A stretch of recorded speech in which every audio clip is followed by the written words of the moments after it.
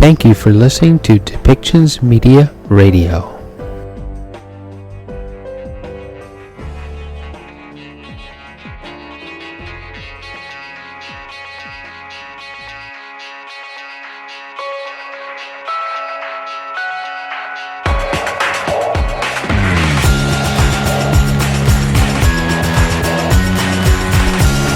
Welcome to Policy and Rights, the show about government policy and human rights.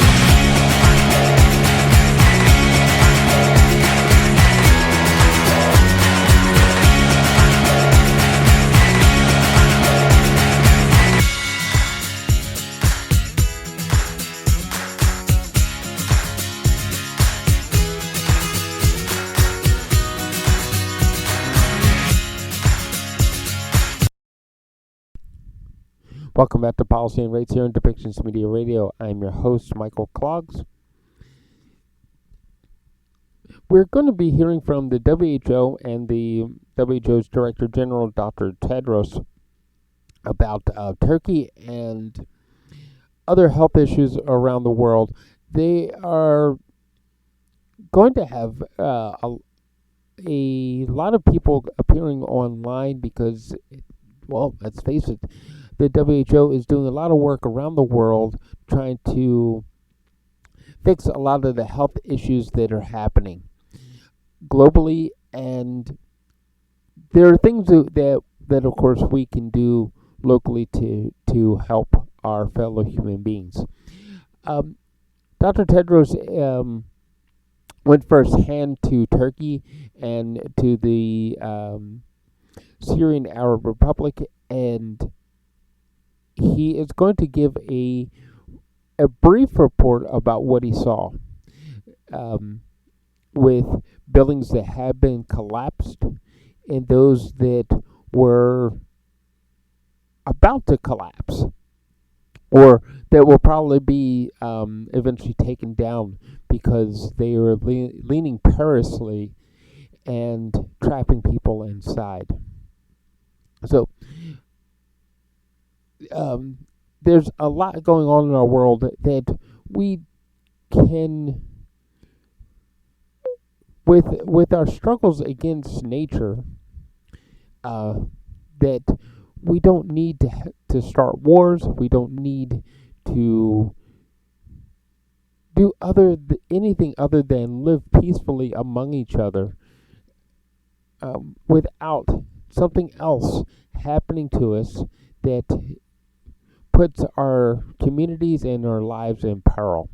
So let's listen to what Dr. Tedros and his team have to say in his next press conference on global health.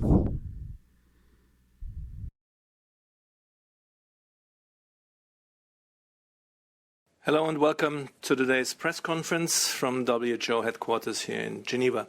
It is Friday, 3rd of March, and apologies immediately for the late start today. We'll have a virtual press briefing today on the recent visit of the Director General to the northwest Syria, and of course on any other health emergencies, including COVID-19. My name is Christian Lindmeier, and I'll take you through today's press conference. We have a big number of colleagues today with us in the room here today, as well as online. Let me start with the room. First and foremost, we have Dr. Tedros Adhanom Ghebreyesus, Director General of WHO, Dr. Mike Ryan, Executive Director for WHO's Health Emergencies Program. Then we have Dr. Maria van Kerkhoff, Technical Lead on COVID-19.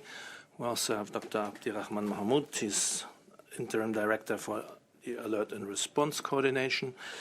We also have Dr. Adelaide Marshang, she's Health Operations Lead for the Earthquakes Response at WHO, and Mr. Rob Holden, he's the Incident Manager also for the Earthquake Response. We have a good number of colleagues online, and I will not introduce them now, so that, okay, I'm being told I should introduce them. So let's do that, and then I go through the ones we have here. So I have Dr. Bruce Aylward, who's Senior Advisor to the Director General, and he is the Acting Assistant Director General for External Relations. Then we have Dr. Rogério Gaspar, he's Director Regulation and Pre-Qualification. We also have Dr. Anna Maria Henarist Repo, the coordinator for the R&D blueprint.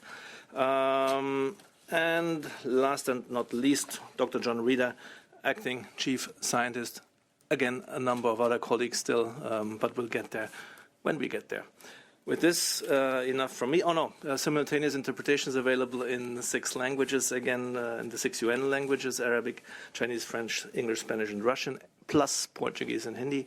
And with this, enough from me, and over to the Director General for the opening remarks. Thank you, Christian. Good morning, good afternoon, and good evening. Yesterday, I returned from my visit to Türkiye and the Syrian Arab Republic. I was deeply shocked and saddened by the devastation and suffering I saw and heard. In the Hatay province of Türkiye, almost every building has either collapsed or is leaning dangerously. I imagined how terrifying that morning must have been in the pitch black, the rain and snow, and the awful noise of buildings collapsing and people screaming. I visited a camp for displaced people where I met a 67-year-old woman who was trapped under the rubble for 3 hours before she was rescued. Her husband was not as fortunate. Her daughter is in hospital and may have to have a leg amputated. She said she did not know what she will do next. The suffering is impossible to describe in words or even in pictures. Nothing can convey the depth of grief and loss so many people are feeling. The destruction is immense, but so is the response of the Turkish government. During the first 2 weeks, more than 55,000 people needing care were transported to hospitals all over Turkey in any way possible, by helicopter, ambulance, and car. Since the first day, the Minister of Health has been leading the response on the ground in the most affected areas. The entire Ministry of Health has relocated to the affected zones and is living in tents, containers, and cars side by side with health workers and other responders. I was so impressed by the dedication and hard work of health workers both in Turkey and the Syrian Arab Republic. The kind of suffering caused by the earthquake on both sides is similar, but the risks now being faced by people on the Syrian side are far higher than those living just a few kilometers away on the Turkish side. The challenges health workers are facing are similar on both sides, but on the Syrian side they are facing them with far fewer resources. 12 years of war has destroyed infrastructure, homes, and hope. Drought, economic collapse, the COVID-19 pandemic, and an ongoing cholera outbreak have heaped misery upon misery. Even before the earthquake, more than 90% of the Syrian people were living in poverty. The NGOs in the northwest of the Syrian Arab Republic welcomed my visit, but expressed their disappointment that I was the first high-level UN official to visit since the beginning of the war. In Idlib Governorate, I met a 15-year-old boy who broke both his arms when he jumped out of a window during the earthquake. He hasn't been to school since he was 9 years old because of the conflict. I visited a reception center where hundreds of people are living with nothing but the clothes they are wearing when they escaped their homes. People showed me pictures of the children they had lost. The children who were there were dirty and hadn't eaten that day. There is nothing for them to do. No toys, no games, no schooling. For the past decade, WHO has been providing about 1/3 of medicines in opposition-controlled areas in the northwest of the Syrian Arab Republic. That has now risen to 2/3. On the day of the earthquake, we were able to release supplies quickly from our local warehouses. So far, we have distributed more than 200 tons of aid to health facilities in northwest Syria. And we continue to deliver as much aid as we can in any way we can, whether across borders or across lines of conflict. The Syrian people have suffered more than most people ever will or ever could. They have endured and they have shown great resilience in the face of it. Their needs, dreams, and hopes are the same as all people: for health, food, water, shelter, and peace, for a better future for their children. I call on the international community to dig deep to lift up those in Türkiye and the Syrian Arab Republic in two ways. First, for humanitarian support for both countries, and to support a political solution to establish a lasting peace in the Syrian Arab Republic. At the same time, I call on the leaders of all sides of the Syrian conflict to use the shared suffering of this crisis as a platform for peace, as opportunity to make peace. 12 years of war has delivered nothing but division and the destruction of the Syrian Arab Republic's proud history and rich culture. If anything good could come of this suffering, it must be peace. Over the past few days, there has been renewed attention on the origins of the COVID-19 pandemic. As we have said before, if any country has information about the origins of the pandemic, it's essential for that information to be shared with WHO and the international scientific community, not so as to apportion blame, but to advance our understanding of how this pandemic started, so we can prevent, prepare for, and respond to future epidemics and pandemics. I wish to be very clear that WHO has not abandoned any plans to identify the origins of the COVID-19 pandemic. Contrary to recent media reports and comments by politicians, in 2021, WHO established the Scientific Advisory Group for the Origins of Novel Pathogens, or SEGO. In its report last year, SEGO identified key studies that must be done in China and elsewhere to verify or eliminate the various hypotheses for the origins of the COVID-19 pandemic. WHO continues to call for China to be transparent in sharing data and to conduct the necessary investigations and share the results. To that effect, I have written to and spoken with high-level Chinese leaders on multiple occasions, as recent as just a few weeks ago. Until then, all hypotheses on the origins of the virus remain on the table.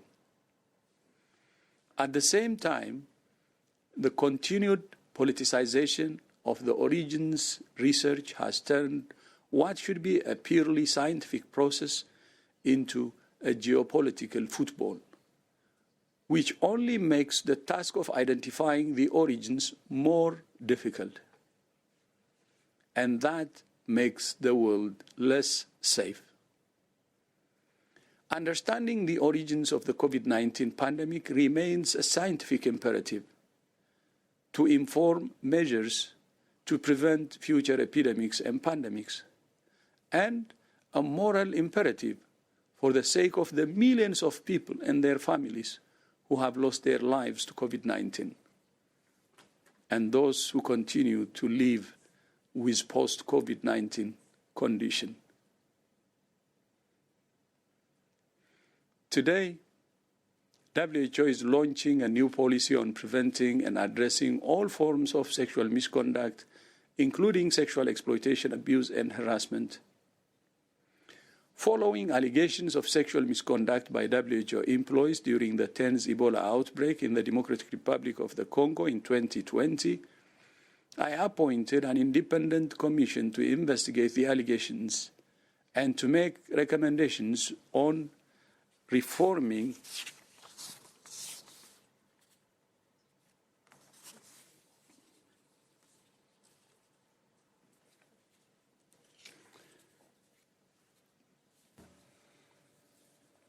following allegations of sexual misconduct by WHO employees during the 10th Ebola outbreak in the Democratic Republic of the Congo in 2020, I appointed an independent commission to investigate the allegations and to make recommendations on reforming WHO's policies, procedures, and practices. Since the Commission delivered its report in 2021, WHO has worked hard at implementing its recommendations. This new policy builds on our achievements so far and addresses gaps identified by reviews of the previous policy. It puts victims and survivors at the center of our approach and applies to all WHO staff, collaborators, and members of the public in place where WHO and our partners work. The new policy is an important step on our journey to becoming an organization where zero tolerance is the reality and not just a slogan. Finally, next Wednesday marks International Women's Day. Over the past 20 years, the world has made significant gains in the health of women and girls. Maternal mortality has decreased by 1/3, and yet 800 women still die each day due to preventable complications of pregnancy and childbirth. These risks are increased by teen pregnancy, which affects more than 20 million girls every year. And while women make up 70% of the health workforce globally, on average, they earn 1/4 less than their male colleagues and occupy only 1 in 4 global health leadership roles. WHO is committed to addressing the root cause of disparities in women's and girls' health and to making the health sector a driving force for a healthier, safer, fairer world for all women and girls. Christian, back to you. Thank you very much, Director General. Now we go over to the question and answer session. To get into the queue, please raise your hand with the raise your hand icon. You can see many colleagues here watching already, but we only have a few hands, so this is your chance to get a question. Sometimes we don't get to all. Today you have a chance. We'll start with Erin Prata from Fortune magazine. Erin, please go ahead and unmute yourself. Yes, thank you so much for taking my question. I'm curious if 2.3.4.4.B is the only clade of H5N1 with pandemic potential, or is 2.3.2.1.C also worrisome, or are there any others that are worrisome? Thank you. Thank you very much, Erin. I believe we have Dr. Wenjin Zhang with us, the head of the Global Influenza Program, and we'll go over to her for that.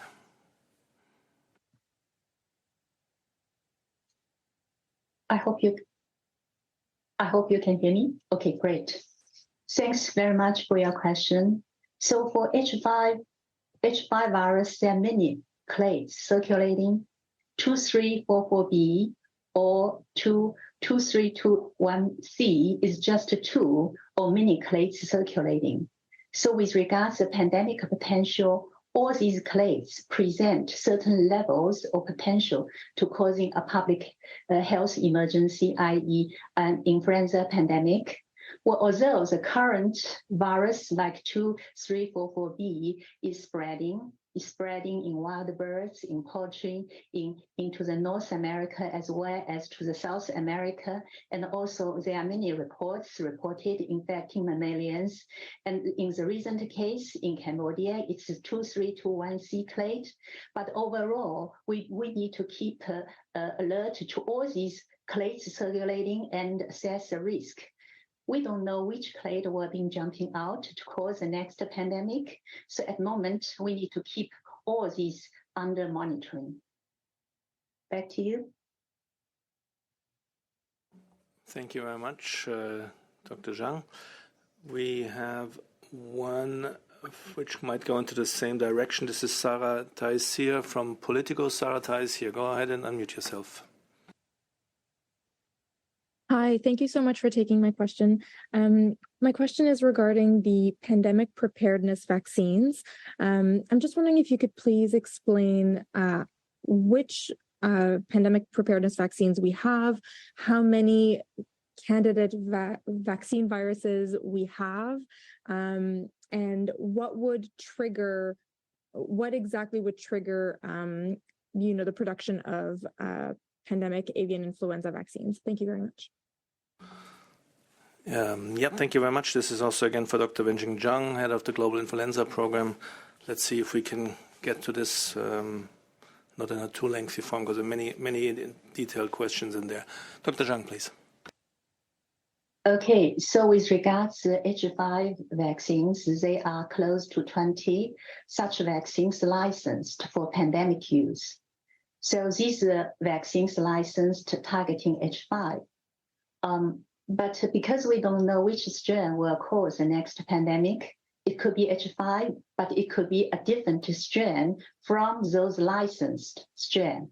So for this reason, WHO is developing a bank of candidate vaccine virus so that if a next pandemic occur, if the existing CVVs are close to the pandemic strain, the existing CVVs can be used maybe to speed up the vaccine production.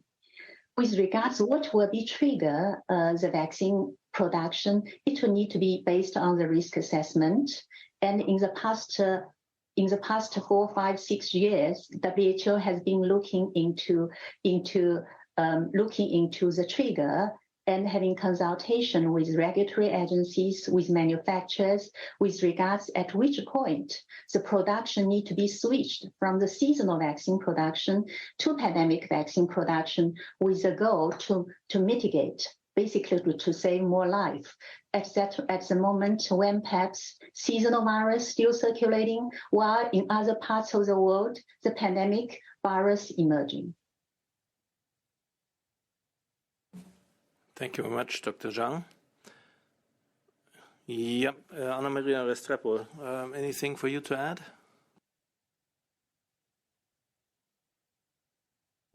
I know this was a bit of a surprise call. No. Okay, then we go to the next question. This is Robin Millar from AFP. Robin, please go ahead and unmute.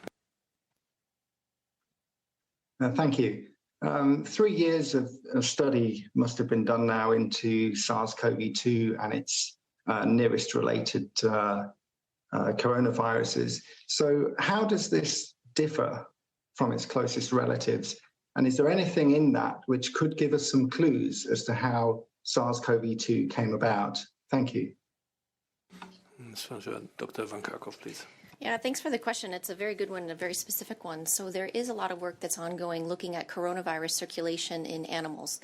There are many susceptible species to SARS-CoV-2 infection, and we look at those animals, but we also look at closely related viruses and where they may have occurred. There are a number of studies that have been published looking at the phylogenetics and looking at the closest related relatives to SARS-CoV-2, and those studies have been published.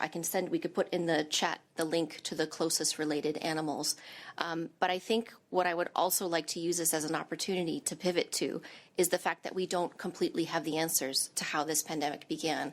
And it remains absolutely critical that we continue to focus on this. So one of the lines is looking at the viruses, the coronaviruses, and SARS coronaviruses that are circulating in animals, looking at how people come into contact with those animals, looking at how that virus can spread between animals and between humans themselves, how those animals are raised, how they are traded, how they are sold.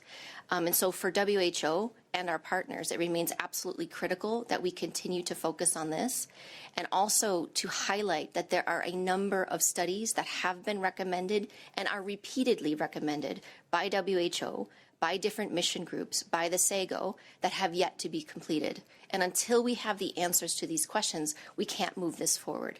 So we will continue through all of our technical partnerships, all of our advisory groups, all of our networks, through diplomatic channels, as the DG has mentioned, to pursue this, because studies need to be continued to be followed up in China and elsewhere. And the mission continues. Our work continues on this space, looking at studies in humans, looking at studies in animals, looking at studies at the animal-human interface, and also looking at potential breaches in biosafety and biosecurity for any of the labs that we're working with coronaviruses, particularly where the first cases were detected in Wuhan, China, or elsewhere. And so that remains really fundamental. And I would like to reiterate that any country, any agency, any institution, any research group that has further information about the origins of SARS-CoV-2 needs to share that information with the international community, with WHO, with SAGO, so that we can move this discussion further along in its scientific space. Thank you very much. Very strong answer. I think we'll go to the next question. Do we have a colleague who wanted to add? No. Then we go to the next one, and that goes to Yuri Aprelev from RIA Novosti. Yuri, please go ahead and unmute. Yes, thank you for the briefing. Did the FBI share information with WHO after its accusations against China? And has the WHO asked this agency for clarification? Thank you. Same direction. We go to Dr. Van Kerkhoff, please. So we have made requests to senior mission officials here in Geneva from the U.S. mission for requests for information from the latest report from the Department of Energy, but also of the additional reports from different U.S. agencies. We've also reached out to HHS to make those requests, and we will be making formal requests to get that information. As of right now, we don't have access to those reports or the data that is underlying how those reports were generated. Again, we reiterate that any agency that has information on this, it remains vital that that information is shared so that scientific debate, so that this discussion can move forward. Without that, we are not able to move forward in our understanding. Thank you very much for this. I see we seem to be so clear today that nobody wants to raise their hands anymore, or nobody needs any clarification, so I do not see any more hands on the line. If it remains that way, we go... we do have? Okay. Let me see who we have. Oh, very welcome, John Zaracostas from The Lancet. John, please go ahead. Yes, good afternoon. Just following up on some of the questions mentioned earlier. Dr. Tedros, are you concerned that in the middle of negotiating or revisiting the international health regulations and trying to negotiate a historic pandemic treaty, you have some major member states not fully cooperating with WHO, despite your pleas? Thank you, sir. Dr. Tedros. No, thank you, John. I think if we take into consideration where we started, we have made progress. As you know, the member states have agreed on having a legally binding agreement. At the same, this is with the pandemic agreement. At the same time, they're making progress on the IHR. And we have time. Still, this is under negotiation. And I hope by May 2024, we will get an outcome which will really help us to prevent, or an agreement which will help us to prevent the next pandemic or manage it as quickly as possible.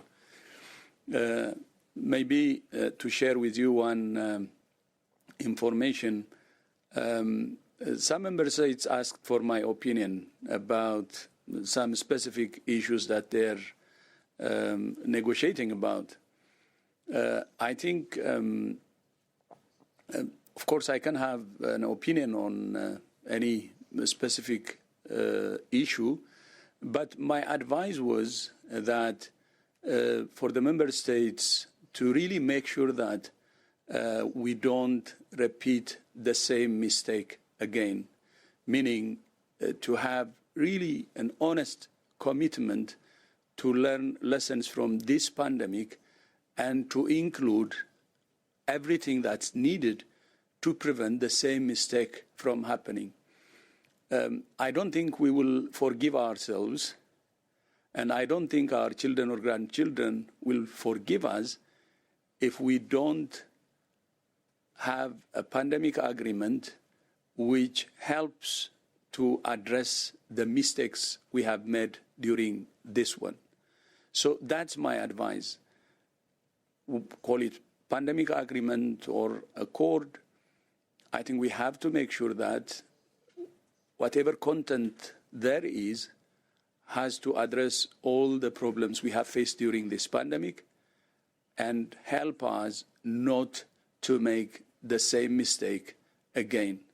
So if we see any issue that's raised during negotiation from this angle, from making sure that we will not repeat the same mistake again, and from an angle that we are prepared to learn honestly from this pandemic, and I'm sure we will come up with a very balanced document that will help us, or balanced agreement that will help us to do better in the future.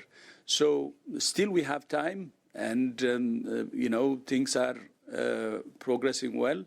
Of course, there will be heated debates, disagreements, but at the end of the day, I hope there will be a balancing act that will bring all member states to a successful conclusion and have an agreement and IHR document that will help us to address all the challenges and mistakes we faced during this pandemic. And thank you so much for that very important question. And Christian,